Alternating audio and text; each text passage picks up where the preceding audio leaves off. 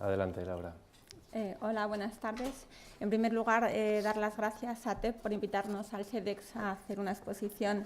en esta jornada sobre emulsiones bituminosas y en concreto en el marco de la economía circular. La exposición fundamentalmente se centra en desgranar algunos de los aspectos que consideramos que son más relevantes de cara a entender y aplicar los conceptos de sostenibilidad en las carreteras. Entonces, bueno, hemos decidido comenzar esta exposición trayendo a la palestra una noticia bastante reciente, que la verdad es que como estas nos encontramos a menudo noticias relacionadas con problemas vinculados al cambio climático. En esta ocasión, llama la atención que la ONU urge a tomar medidas drásticas para limitar la subida de la temperatura global a 1,5 grados. Parece evidente y hay consenso en todos los científicos que si no se toman estas medidas para reducir las emisiones de gases de efecto invernadero, puede haber mayores aumentos a largo plazo de la temperatura global en el planeta. Con lo cual, creo que es una responsabilidad para todos el intentar, dentro de nuestro campo de actividad, tomar estas medidas encaminadas a reducir las emisiones de CO2 y de gases de efecto invernadero. Entonces, en el campo de la carretera, que es al que todos nos dedicamos en esta jornada, destacar que la carretera es un producto muy especial y que es interesante prestarle atención desde este concepto de ciclo de vida, por varias razones, entre ellas porque tiene una vida útil muy larga, con lo cual lo que vayamos a hacer deberíamos planificarlo y proyectarlo de una manera muy concienzuda. Por otro lado, las carreteras tienen un elevado coste de construcción y mantenimiento, con lo cual incidimos en la idea de que hay que pensar muy bien lo que vayamos a hacer, pero es que además tienen un impacto económico y social muy relevante, ya que son fundamentales de cara a la generación del Producto Interior Bruto de un país, pero es que además vertebran y cohesionan socialmente el territorio. Por último, decir que la carretera, como todos sabemos también, es un producto único, ya que de manera general podemos llegar a decir que no hay dos carreteras iguales.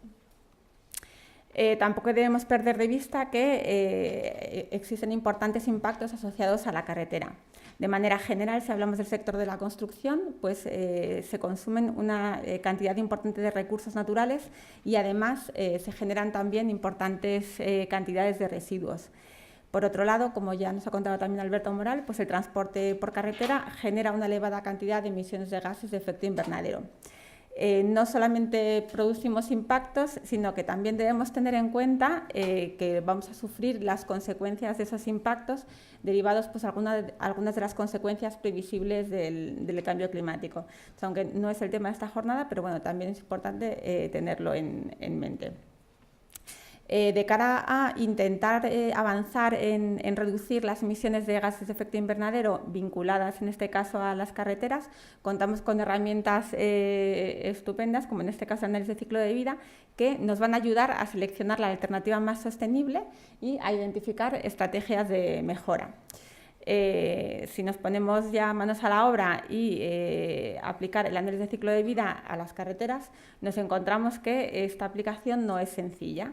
Estos estudios entrañan ya de por sí una complejidad notable y si lo aplicamos a la carretera con todas las unidades de obra y todas las interrelaciones que existen entre ellas, vemos que aumenta este grado de complejidad. Por otro lado, la unicidad del producto carretera y todo esto que estamos hablando, lo que nos lleva es a concluir que muchas veces los resultados que obtenemos de un análisis de ciclo de vida no siempre son extrapolables a otra carretera y son difícilmente generalizables. En todo caso, entiendo que esto no nos debe llevar al desánimo, sino que lo que tenemos que hacer es trabajar con más ánimo y, sobre todo, empezar por lo más sencillo para luego ser capaces de ir abarcando cuestiones más complejas.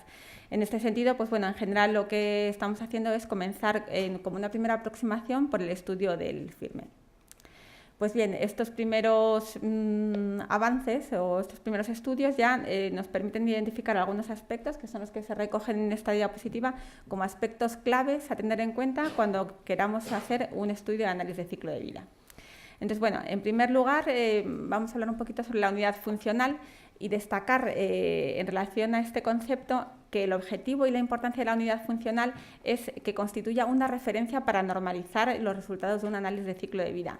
Es fundamental cuando demos resultados de este tipo de análisis que todos sepamos de qué estamos hablando. para avanzar y para precisar tanto aspectos relacionados con la unidad funcional como con muchos otros elementos de los análisis de ciclo de vida, pues deberemos apoyarnos en la normativa, que en este caso de estas metodologías pues son buenas compañeras en este viaje, porque nos van a dar las pautas a seguir y nos van a permitir que todos hablemos el mismo lenguaje cuando estamos hablando precisamente de los resultados del análisis de ciclo de vida. En este caso contamos, por ejemplo, con la norma ISO 21930 aplicada a obra civil, y lo que tenemos que hacer es tener en cuenta qué tipo de infraestructura estamos analizando, cuál es el tráfico esperado y cuál es la vida útil requerida, entre otros aspectos.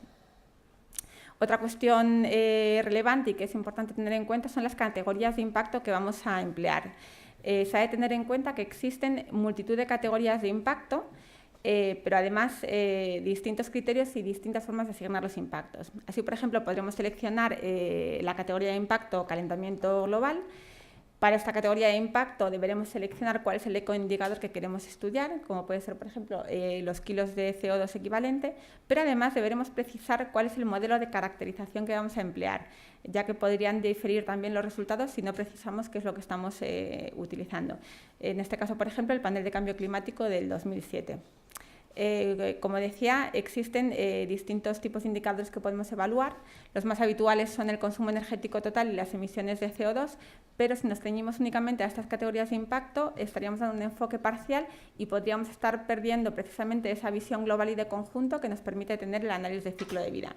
En cuanto a los indicadores que procede a utilizar, pues bueno, existe consenso en utilizar los que vienen recogidos en la norma UNE 15804 sobre declaraciones ambientales de producto en productos de construcción, y también lo que viene en el acuerdo QA 17089, que fue fruto precisamente de un proyecto de investigación, el LCA for Roads, dedicado precisamente a profundizar en el análisis de ciclo de vida en carreteras. Destacar también como aspecto clave la importancia de los datos en un análisis de ciclo de vida. Son probablemente uno de los aspectos clave, ya que al final son los ingredientes que nos van a dar el resultado final. Aunque parezca obvio, no siempre es fácil conseguir datos que reúnan los requisitos que se precisan para hacer un análisis de ciclo de vida. Que esos requisitos son que sean fiables y precisos, además que la información sea contrastada y validada, y muy importante que esté actualizada y que sea representativa del ámbito geográfico en el que nos movemos.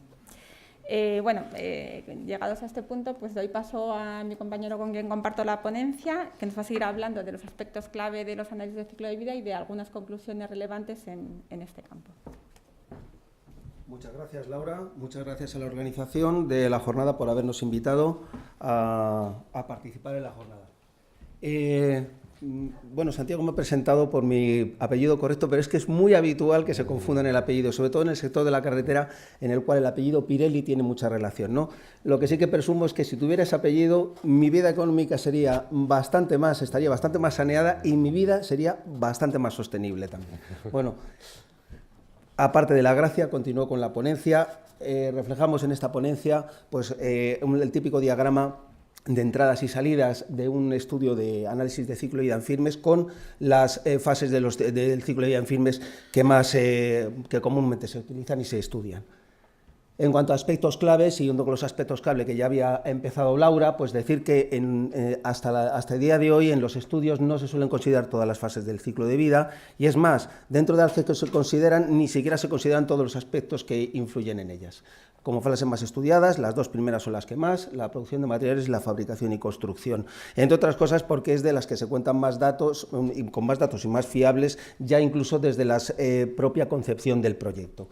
Menos en la parte de la fase de mantenimiento, conservación y rehabilitación, entre otras cosas porque a priori establecer planes o estrategias de conservación para este tipo de soluciones pues es algo menos habitual y más complicado. Y desde luego el gran desconocido, pese al impacto que tiene, ya ha hablado Alberto Moral sobre el tema, que es la fase de explotación, con todos los componentes y desde luego en el que hay que seguir investigando, y el de fin de vida, porque generalmente incluso no se puede hablar de un propio fin de vida de una carretera como un producto cualquiera, ya que en general, si acaso, lo que hay es una reconversión de usos. pero no un propio fin de vida. Y bueno, lo que comentaba ahí, que desde luego el estudio del ciclo de vida completo es importante, abarcando la mayor información posible. En cuanto a los aspectos, en cuanto al punto de vista de dos categorías de impacto específicas, como son el consumo energético y las emisiones de gases de efecto invernadero, se puede decir que en carreteras con volumen alto de tráfico, la fase en general que tiene mayor impacto es la fase de uso o explotación. Entonces, desde luego, son aspectos, desde luego, clave que hay que considerar en este caso, y ya se han hablado en esta jornada en varias ocasiones, son el mantenimiento, desde luego, es clave para asegurar la durabilidad de estas soluciones y, desde luego, atendiendo en el caso, por ejemplo, para que la fase de uso sea menos impactante, pues atendiendo a los criterios de regularidad y de resistencia a la rodadura. En cuanto, en cambio, a las vías de bajo tráfico, generalmente la fase de producción de materias primas es la que genera mayores impactos de este tipo. Y entonces, en ese caso, pues desde luego aspectos claves en los que hay que estudiar, desde luego, y que hay que prestar atención es al diseño por un lado, y luego por otro lado, ya se ha hablado aquí también en las recomendaciones específicas para carreteras de baja intensidad de tráfico. Más conclusiones. Aspectos claves a tener en cuenta como factores potencialmente reductores de impactos. Bueno, pues entonces en este caso, desde luego, por motivos obvios y porque ya se ha mencionado también aquí, lógicamente, pues están desde luego y destacan estos: el uso de capas delgadas, el reciclado de materiales, las reducciones de temperatura de fabricación y minimizar los transportes. Y todos estos factores potencialmente reductores, desde luego, los hemos estado hablando mucho durante esta jornada. Se han estado hablando, están aquí saliendo continuamente. De hecho, esto tiene mucho que ver en realidad con la temática de la jornada, que son las emulsiones bituminosas. Las emulsiones bituminosas ya sabemos también que es una solución que permite las técnicas de pavimentación de fabricación a menor temperatura y o, al mismo tiempo, el uso de asfalto reciclado. Debido a eso, todos los factores potencialmente reductores que he hablado en la antigua diapositiva encajan completamente y de una forma muy idónea con suponer el empleo de estas técnicas, suponer una serie de ahorros ambientales. Bien, por ejemplo, en el menor uso de materias primas, de áridos y de ligante principalmente, de reducción de material destinado a vertedero, de menor envejecimiento del ligante, y lo cual facilita la durabilidad de la mezcla, menores emisiones de gases de efecto invernadero, que se reduce el consumo de combustible pues en todas esas fases, en los transportes, en los diversos transportes, entre las diversas fases del ciclo de vida, de la carretera, del firme, y también, pues, por ejemplo, en la fabricación de la mezcla, incluso en el almacenaje de la emulsión. Pueden ser entonces las emulsiones bituminosas, pueden ser desde luego una alternativa muy interesante, pero hay que tener muy en cuenta, y eso es una cosa que nosotros queremos dejar muy claro, que no solo para las emulsiones bituminosas, sino para cualquier producto y para cualquier técnica hay dos aspectos claves que siempre hay que tener en cuenta, y es que desde luego serán alternativas interesantes y sostenibles si primero se mantienen las prestaciones funcionales para las cuales están, en este caso, diseñadas las soluciones, y por otro lado la durabilidad esté garantizada. Si no se cumplen estas condiciones, hablar de sostenibilidad de una determinada técnica o producto es un poco hablar de nada, ¿no? Tenemos que siempre estar atendiendo a estas características. Decir que debido a esto nosotros estamos en un proyecto, el proyecto LifeSur, se ha hablado antes también, ha salido en una diapositiva un dato, en el cual nosotros en este proyecto europeo, en colaboración con el Ayuntamiento de Madrid y con SACIR, estamos con el objetivo, desarrollando en el proyecto, el desarrollo de tecnologías de fabricación de mezclas bituminosas templadas recicladas de alta tasa. Bien, debido a este proyecto, se han extendido dos tipos de este tipo de soluciones en capas de rodadura, incluso alguna en capa intermedia, y para establecer la comparación se ha extendido también una mezcla bituminosa convencional equivalente para poder hacer un estudio comparativo entre las tres soluciones que se han extendido. En ese caso, entonces, ya digo que las dos templadas recicladas se ha utilizado emulsiones bituminosas y, desde luego, ya solo considerando las fases de materias primas y de fabricación y de construcción, se ve que, desde luego, hay ventajas ambientales. Hemos tenido como problemas que hemos tenido, como en cualquiera de estos estudios, el cuello de botella muchas veces está en la obtención de datos. Y sobre todo, desde luego, en cuanto queremos estudiar el ciclo de vida completo de cualquier tipo de estas soluciones, pues desde luego tenemos una de las cosas, y otro de los problemas que tenemos es de establecer un plan de conservación pues que sea anterior, ¿no? O sea, que no sea adaptada a la solución, sino que sea formando parte de un plan de conservación. Bueno, en ese caso nosotros hemos tenido, para poder meter esa fase, hemos tenido que elaborar a través de datos del ayuntamiento un plan de conservación teórico, a partir de lo cual hemos obtenido soluciones. Algunas conclusiones, las he estado ya comentando ya: existencias de metodología y de bases de datos a nivel nacional, estudio, lo he comentado, de comportamiento a largo plazo de nuevas técnicas, por ejemplo, estas de emulsiones bituminosas, recopilar información sobre estrategias de mantenimiento, también lo he comentado, avanzar en el conocimiento e integración de los impactos ambientales, sociales y económicos, o sea, de la sostenibilidad, en este caso de los firmes. Decir que dentro del seno de la ATC se acaba de redactar y acaba de salir a la venta una monografía que abarca todos estos temas, que es un estado del arte muy completo de todas las técnicas para el tema de los firmes. Y decir también que se ha realizado una jornada a principios de este mes tratando todos estos temas, en las cuales además ha participado ATEP tanto en la monografía como en la jornada, entre otras asociaciones. Y luego, por fin, decir que, bueno, que entre nosotros tenemos la opción de, llegando a un mismo objetivo, tenemos la opción de adoptar distintos caminos. Podemos adoptar la que ya ha salido aquí muchas veces, que es la economía lineal que se ha adoptado hasta ahora, e ir por un camino de sostenibilidad por la parte de la izquierda, o bien empezar a cambiar entre todos, por el beneficio además de todos, cambiar un poco el sentido de abordar nosotros los problemas para llegar a las soluciones, y adoptar más bien un sentido y una orientación de economía circular a través de la derecha en una verdadera solución de sostenibilidad. Agradecemos vuestra atención y indicamos ahí nuestros correos electrónicos por si queréis para ponernos a vuestro servicio para todo lo que requiráis. Muchísimas gracias.